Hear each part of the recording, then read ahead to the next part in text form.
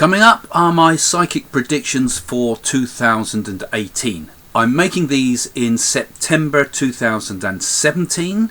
Now this is a short one. I've made lots of little segments in themes and I've put them all together as one long video if you'd like to watch that. So if you enjoy this one and you want to see the whole lot, I've put them on my website. Well, that's the best place to get to the YouTube, at psychics.co.uk. Alright, go to the website, you'll find the video there. These are my predictions, my psychic predictions for 2018, and the theme on this one is now world conflicts and terrorism. Dreadful that terrorism becomes a regular topic that we talk about, but unfortunately I feel there's more to come. Now, I predicted last year that North Korea would become the focus of the world's attention and conflicts. In fact, I predicted that back in 2014-15 I was talking about that, I believe. So this has become very focused in our minds now, of course. The main prediction about this I said last year was, I said Kim Jong-un will fall from power later in the year, maybe December 2017 or January 2018.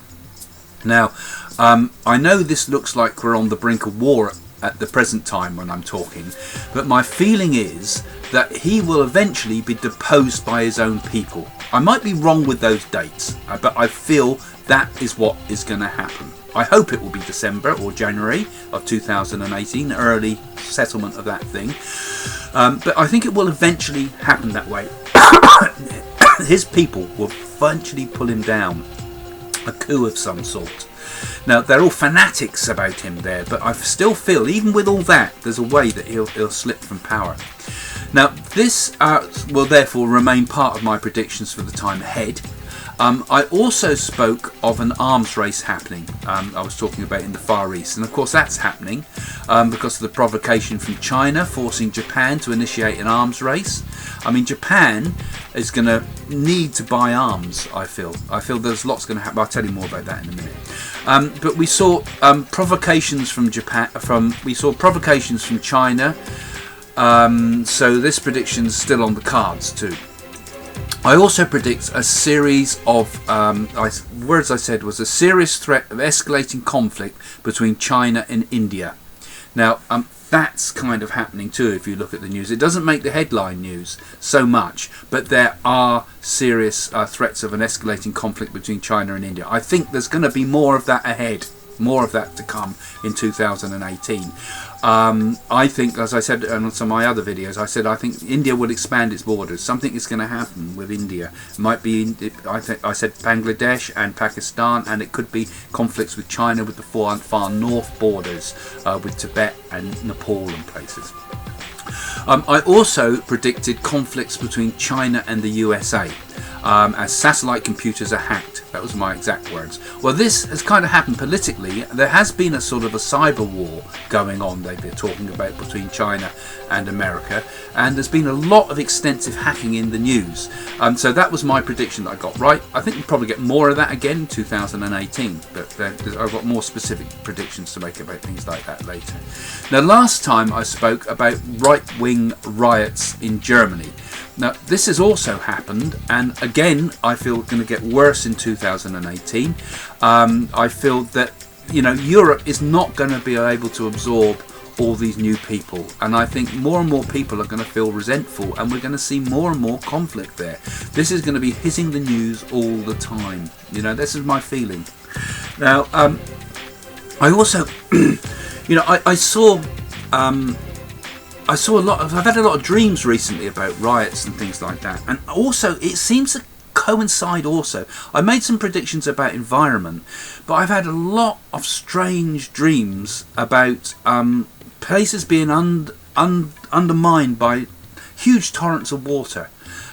So I think we're going to see, like I said about the environmental stuff in my other video, I think this is going to cause lots and lots of conflicts around the world, because it's going to wreck crops. It's going to wreck. I saw actually Rome sinking under underwater. You know, now Rome's not a place that gets water, but that's all.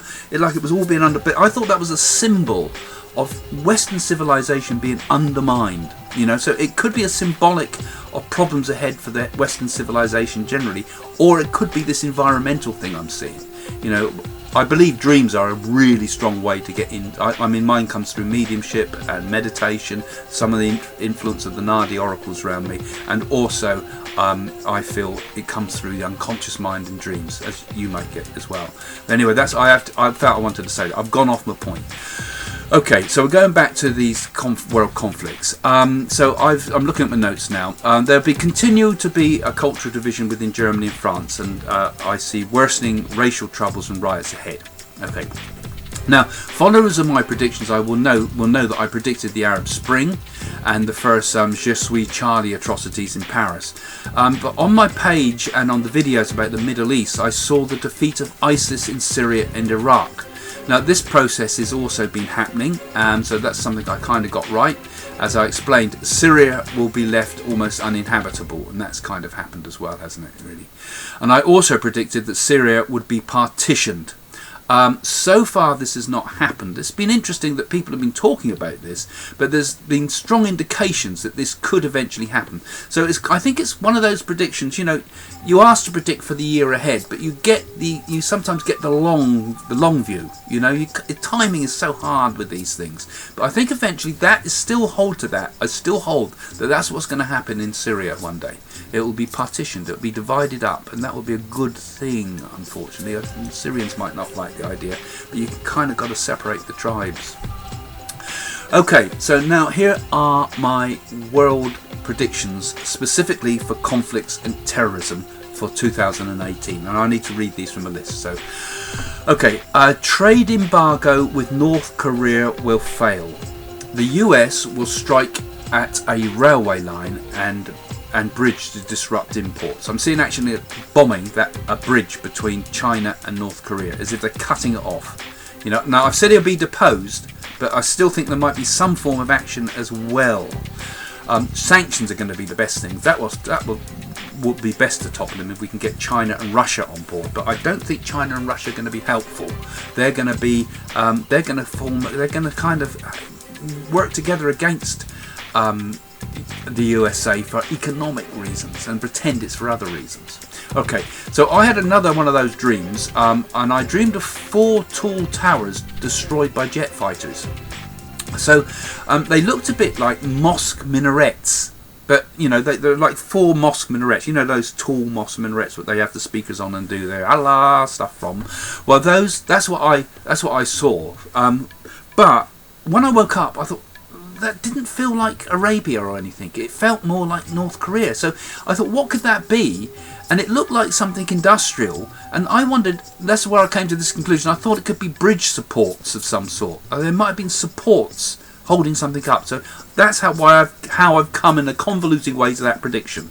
So, you know, let's see what happens. Like I say, these are a bit of an experiment, these predictions. But, you know, that's where I'm coming from. That's how I get my predictions. So, you know, you might find that interesting how it comes.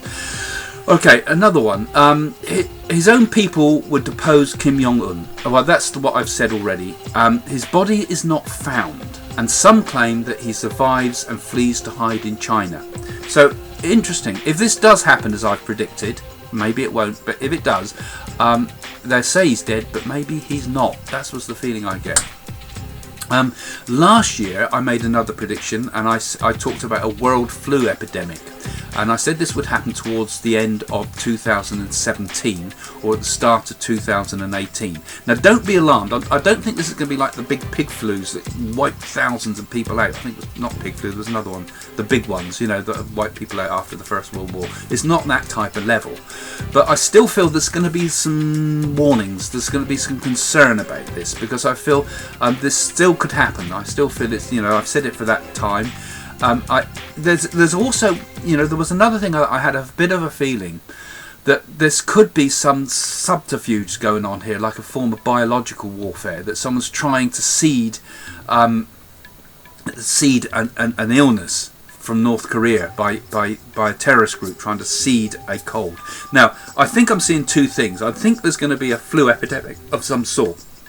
that is going to be quite a serious one they have to deal with. But I think we also stop terrorism doing this. They're caught with some form of biological weapon that they want to seed as a cold or something like that, a virus. You know, it gets stopped. So I think I'm seeing two issues combined there.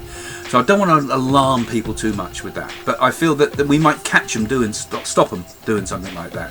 But there's also a general flu epidemic. I think that's going to be something that we need to be concerned about.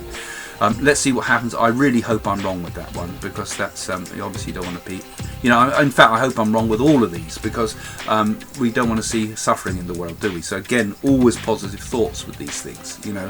I don't want to seed negative thinking, seed the positive always. So think about how, you know, good thoughts to people heal.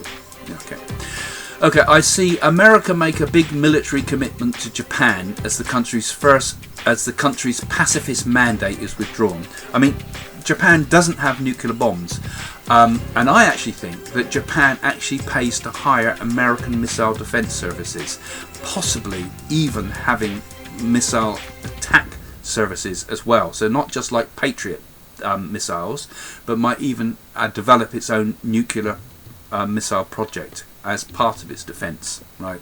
So that would be a shame that Japan has stayed pacifist for so long, but is forced, I feel, to develop its military. North Korea problem, of course. Another one, Ukraine is accused of illegal sale of missiles and nuclear technology. So this is another one that I've had feelings about. I think there's going to be a lot. I think we're going to get the Ukraine issue has gone away in a way off the news, but I think we're going to get a bit of a resurgence of things there, and find that there's problems again with the Russians taking of the Crimea and things like that.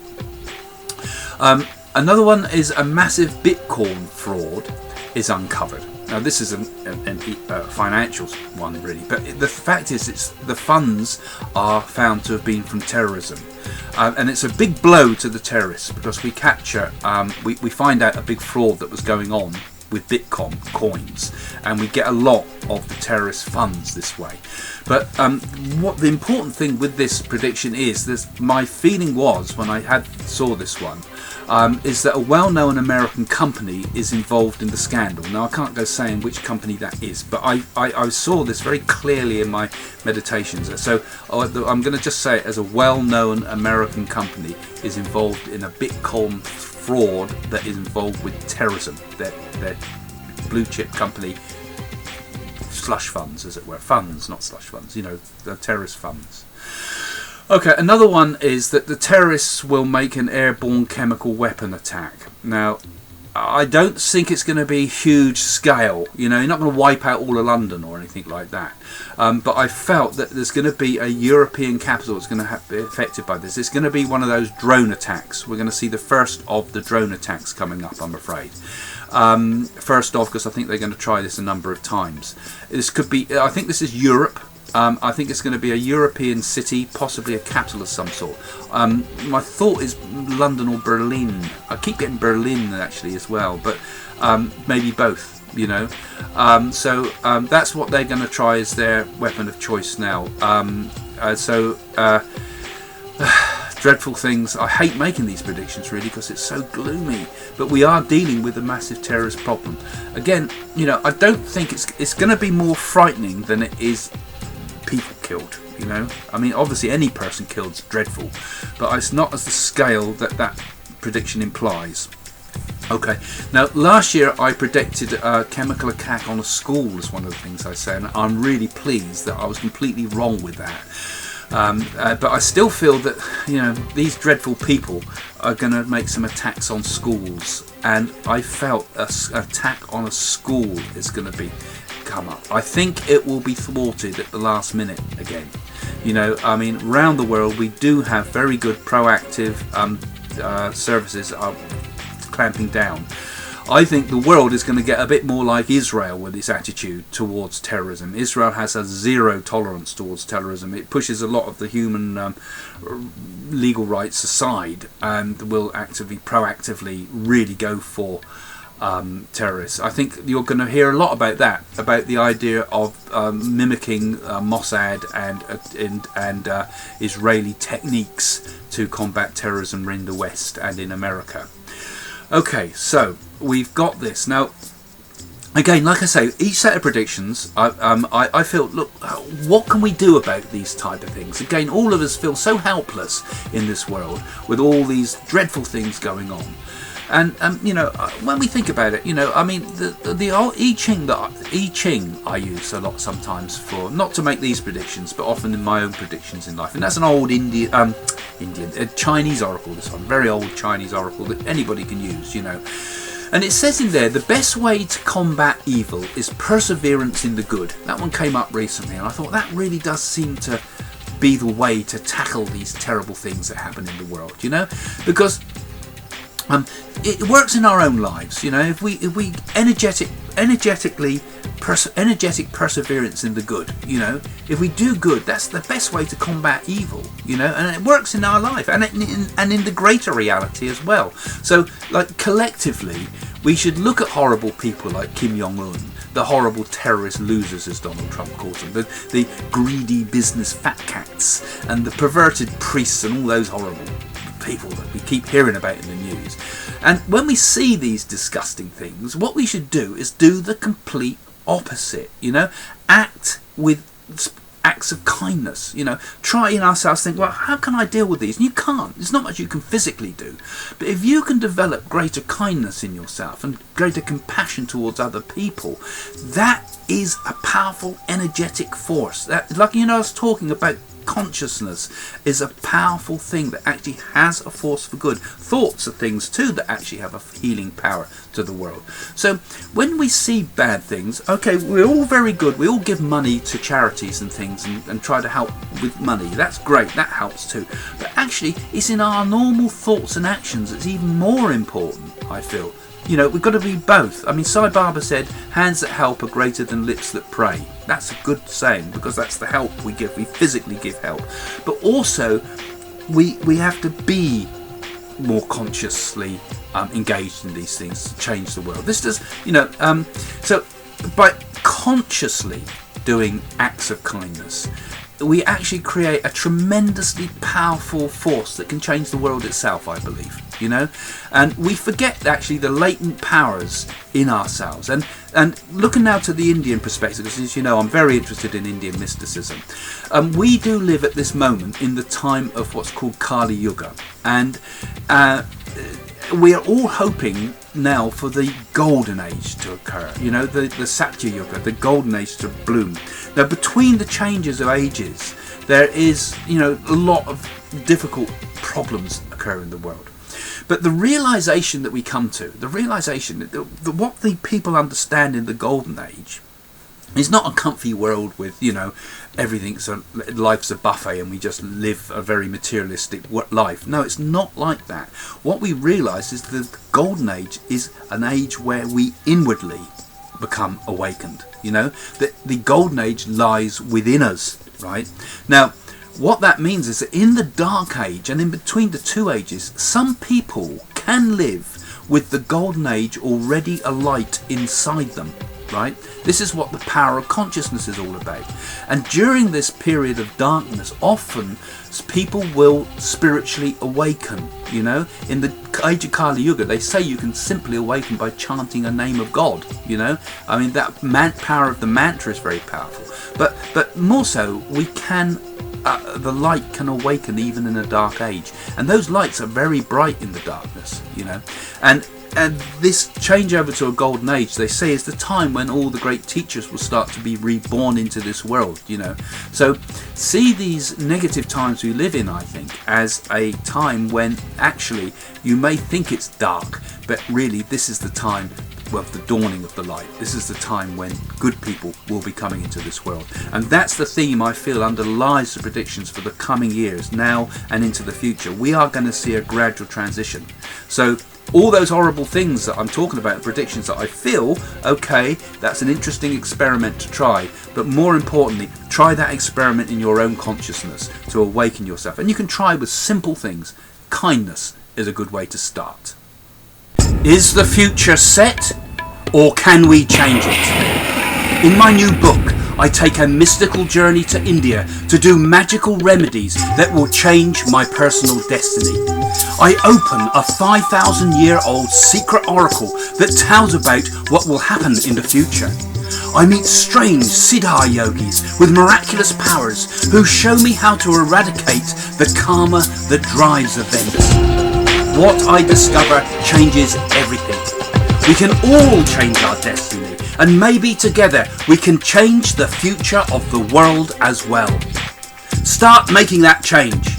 My new book, Mystic Journey to India, that has now been made into a major international documentary series, is now available on Amazon.